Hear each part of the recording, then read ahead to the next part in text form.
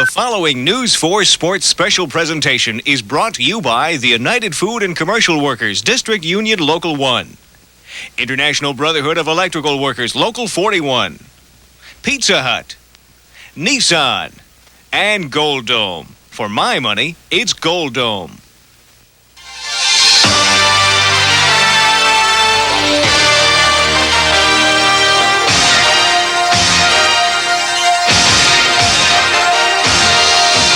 In early September, the expectations were high. The Bills were on the brink of something special. As the wins piled up, a hero surfaced each week. Scott Norwood, Bruce Smith, Cornelius Bennett, Andre Reed, Rob Riddick, and Thurman Thomas. And leading the way, Jim Kelly. Marv Levy's troops now begin a second season, one they hope will be Super Bowl bound.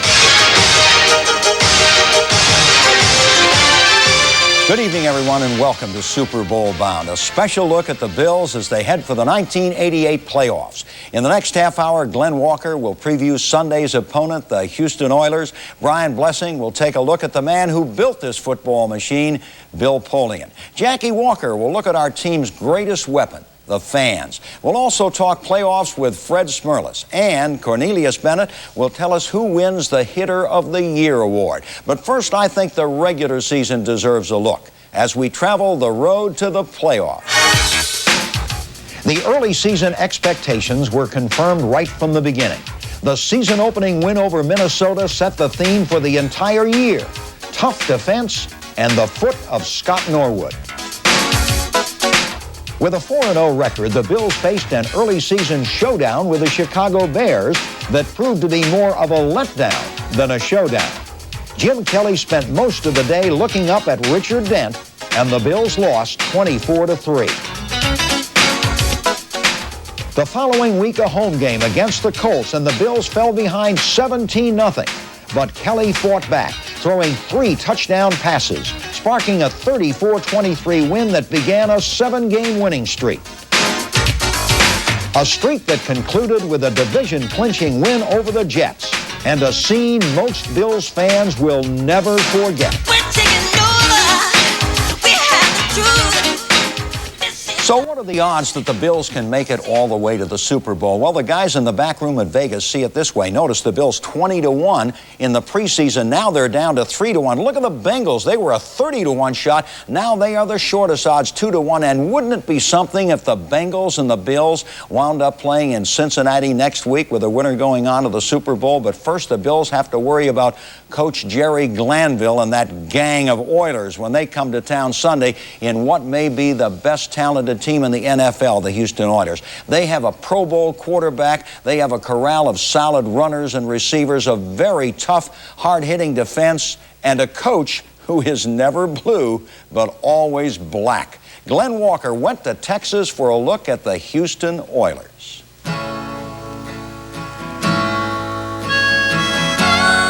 In the age of parity, the men on the sidelines have become stars, and Jerry Glanville is one coach whose star is rising. Always dressed in black, he looks the part of the outlaw, and his team is an extension of that persona. Last week in Cleveland, he led the Glanville gang into a wild card showdown, decked out in a black Western bed. It was 3 years ago that Jerry Glanville became the Oilers' new head coach, taking over a football team that was no place going nowhere. That's when his team began to earn a new reputation, a reputation that earned a new nickname for the Astrodome. Around Houston, this place is known as the House of Pain. Aggressiveness, gang tackling, 11 helmets on the ball. You know, if any part of the body of the ball carrier sticking out, somebody got to hit it. Intimidation. It has become the Oilers' trademark. But behind the taunts, the elbows, the push, the shove is a solid football team. I think we play aggressive football, and I don't think it's dirty at all. Do you think you may stretch it just a little bit? You know, sometimes it might look like a gray area or whatever, but that's just the way it is. If aggressive is a one-word description of the Oilers' defense and special teams, then efficient describes the offense. Working behind a huge offensive line that averages 293 pounds, quarterback Warren Moon has a number of weapons. Led by Mike Rozier, there are a number of high draft picks in the backfield. And Moon has a strong arm equal to Jim Kelly. Well, we're a different personality on our side of the ball. We're more low-key. We're more into execution and just getting our hat on the right guy and doing what we're supposed to do.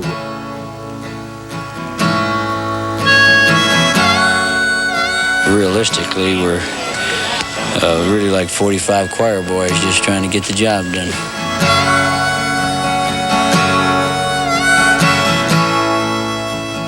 Those tough Houston Oilers. Well, what about the man behind the Bills? You know, General Manager Bill Polian has taken this team from NFL oblivion to the top of the AFC. When Buffalo takes the field Sunday, 32 players will represent Polian's term as general manager. Brian Blessing has more on the Bills' chief architect. The toughest part of being a general manager in the National Football League has to be handling the constant roller coaster of emotions, the peaks and valleys. And Bill Polian has traveled both the high and low roads with the Buffalo Bills. And we're waiting now for the star of the show, and there he is, Jim Kelly. The Bills went from the practice field to the picket line. I just stuck the phone in my ear, and we came up okay, I think. I think it points up clearly to all of us the terrible danger that drugs present to our society. For Bill Polian, the good days by far outnumber the bad days, and these are the best days of all. It's fun to be here. It's what you play for. It's what you want to do. It's the goal that you set every season when you begin training camp, or really if you're out of the playoffs. You and I talked a year ago, and we said on December 27th, 1988 begins. And so you aim for the spot, and it's nice to be here, but once you're here, you want to advance. Should the Bills lose on Sunday, it's a safe bet that Sunday night, Bill Polian will be in his office looking ahead to next year to find the ways to get the Bills to the Super Bowl. Above all, the Bills GM is a no-holds-barred, bottom-line guy. I'm not offending any of our players when I say we're not as talented a team as the Houston Oilers, but or maybe some others.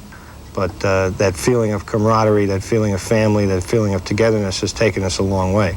And hopefully, with a great effort, it can take us a little further. Having made such great strides in a short period of time, what gives Bill Polian his greatest source of personal satisfaction? I think the fact that the team is in the playoffs now, after so many years, is a great source of satisfaction. And more, I think, for those of us who lived through all the bad times here, the 2 and 4 teams, and particularly for Mr. Wilson and his family, because he made a tremendous commitment and he's given us such great support. And to see him happy and fulfilled, at least to this point, is perhaps the greatest source of pride. Bill Polian desperately wants a win on Sunday, and he doesn't care whose feathers he'll ruffle to get that W. Let it snow, let it sleet, let it snow. That's right. Chamber of Commerce, take a hike. Coming up next, Fred Smerlas makes a return to the playoffs. We'll get his feelings on that in Fred's football philosophy. But first, who's the Bills' most valuable player in 1980? Bruce Smith, because he's had quite a few sacks, and he's probably about the mainstay of the team. Got Norwood. Why? Because he won a few games for him, led the league in scoring. Great kicker. You agree with that? Yes, I do. Jim Kelly, he's a big leader. Without him, I don't think the team would be 12-4, not at all.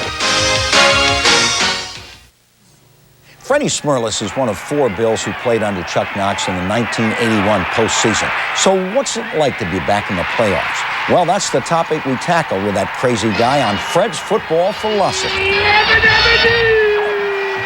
You haven't played in a playoff game since '81, Fred. In a violent sport, you are still going at it. You're having a career year. What are your thoughts and feelings going into this playoff game? Do I ever tell anyone your age, Van? Well, I think the thoughts of most of the guys who've been around here for a while is, it's been a long time. Will it ever happen again? And if, you have to take the shot while you get it. And this, it may happen for 10 years in a row, like some teams, but it may not happen for another 8 years. So you have to make everyone on the team aware of how long and how hard it is to get to this particular point and what it takes to get here and what it means to take your best shot. Does the preparation differ any the week before a playoff game than it does before a regular season game? It's been 81 since I prepared for one, man. I don't know. We'll find out this week. How do the coaches approach a game like this? Any differently? Are they more intense with you guys? Well, they're so nervous they haven't been able to talk all week. Their teeth a lot like this. Fred, can you sleep before a game?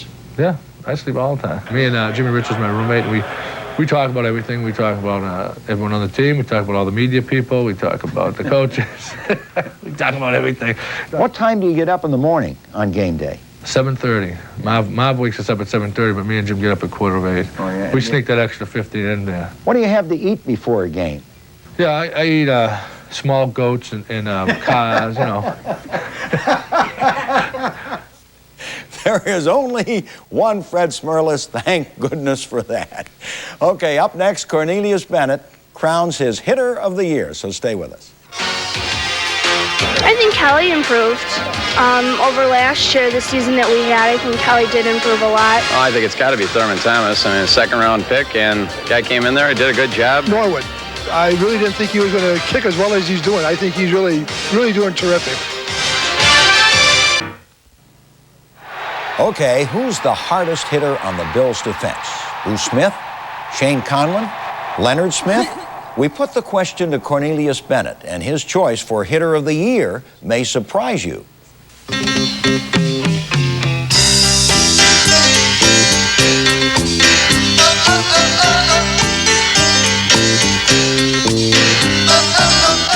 All season long, Tuesday night 11 here on Channel 4, Cornelius Bennett has co-hosted his Hit of the Week. And we have seen some great hits. As a matter of fact, only 2 players on the team had more than one. The co-host here, my man Cornelius Bennett, and Mark Pike, who had some sensational hits. As a matter of fact, they were so great that Cornelius is about to award the Hitter of the Year plaque to Mark Pike of the Bills. Go ahead, partner. It's Pike, Mark Pike. Mister. Yeah, well, have to call a guy like this Mister, but it reads Cornelius Bennett, 1988, Hit of the Year, Mark Pike, News 4 Sports. This is Mark Pike. Okay. Well, what's your reaction, first of all, Mark? Oh, it's a big thrill, and especially getting it from a guy like Cornelius. I played against Cornelius for a couple years in college, and he's the kind of guy that, as an opponent, I really respected and had a great deal of admiration from. And it's really special getting it from a guy like that, and I'm glad we're teammates now. I want you to see if you can recall those 3 hits that you made that Cornelius picked out. Do you remember them in order? I remember 2 of them real clear. One was against Pittsburgh, and the other was against the Patriots. And just a great thrill, just something that I never broke stride and just ran right through the guy. All right, what do you do to get down the field to make a ferocious hit like that? What's the game plan for you? Well, I'm coming down the middle of the field most of the time. I guess I'm considered a wedge buster, and I just try and get a big jump. And a lot of guys, I guess I kind of have a big heart, and I just want to run down hard. And I beat some of the guys with a lot better speed than I do. I get down the field first, and that's my main objective. Aren't you glad you don't have to block this guy? Yes, I think, like Mark said, it's just that you have a big heart and want to get down the field and make those big hits. And because, he's a backup player and really doesn't get a chance to play much on defense. And special teams is where he can really stand out. And I think he did a great job this year for us. Hey, Cornelius, if things got tough and they needed you to go in on special teams, you think you'd like to take a shot like Mark did? Well, Van, if it really boiled down to it, I would go in. But it's something that I would like to leave to Mark and those guys, because I think those guys really that's their specialty, I think, and I'm a defensive standout on a quarterback rusher, not a wedge buster. Yeah. Cornelius, what are you doing over on the sideline while these guys are out there working on those torpedo squads? Well, I'm looking for the hit of the week because I'm following Mark down the field, but like Mark said, I think they should be congratulated. The kickoff team has led the NFL in 2 consecutive years as the #1 kickoff team, allowing the fewest number of yards, and I think that's a great attribute to those guys.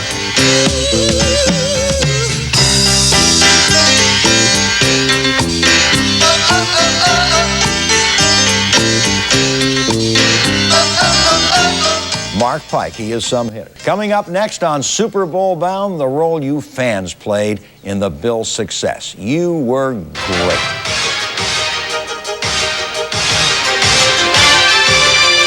Well, they're really going to have to get by Houston. Houston's a really good team.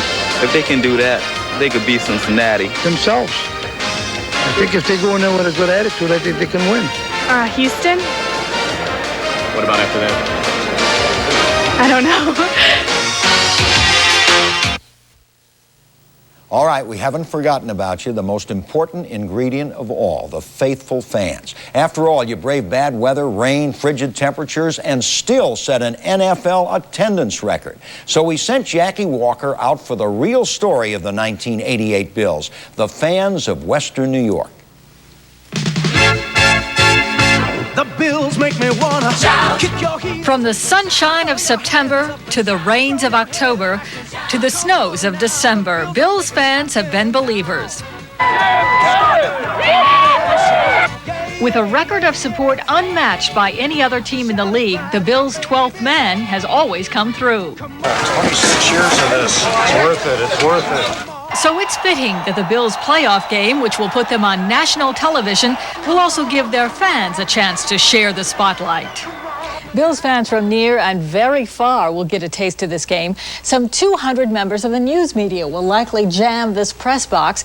People from Sports Illustrated, Time, Newsweek, USA Today, even some European news agencies will be here. Imagine exposing football fans around the country, even around the world, to this crowd. It will send the message that we back the Bills in a big way here, but the crowd can also send the wrong message. The Bills front office wants to avoid a repeat of what happened after the division-clinching victory over the Jets. Players were stormed, equipment was damaged, and Buffalo came close to a black eye of national proportions. This is why the Bills are throwing on extra security for the playoffs, and you can bet the guards won't be waving fans out of the field this week. This way, the Bills administration hopes to protect the players and the fans, Buffalo's image, and those goalposts. And speaking of the Bills organization, ever wonder where the top Bill sits? Well, he doesn't actually sit. We understand that Ralph Wilson usually stands for most of the game in his private box. This is Ralph Wilson's suite on the 50-yard line, where food, drink, and instant replays are close at hand. While this may look like a pretty cozy way to watch a game, we understand that Ralph Wilson likes to have the window open so that he can get the feel of the game and hear the crowd noise. When it was 8 degrees during the Raiders game, the folks here in the Wilson box were all bundled up, just like the rest of us. We got some long johns on, a couple pairs of sweatpants. No matter how you dress for this big event, a playoff game in Rich Stadium will be something to see. Season ticket holders got the first crack at tickets and the best choice of seats. Still, there are those few thousand lucky fans who snapped up the leftover seats. Of course, you have a better view of the parking lots from up here than you do of the field. But think about it. In a seat like this, you'll know before anybody else in the stadium if it starts to snow.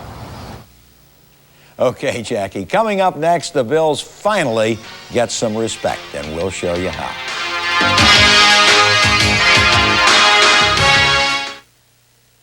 Well, we hope you've enjoyed this look at the Bills going into the 1988 playoffs, and we invite you to stay with News 4 throughout the postseason for the very best in coverage of the Bills. Well, I've got my suntan lotion, and I tell you, I am ready for Miami, and you never know. Good night, and go Bills!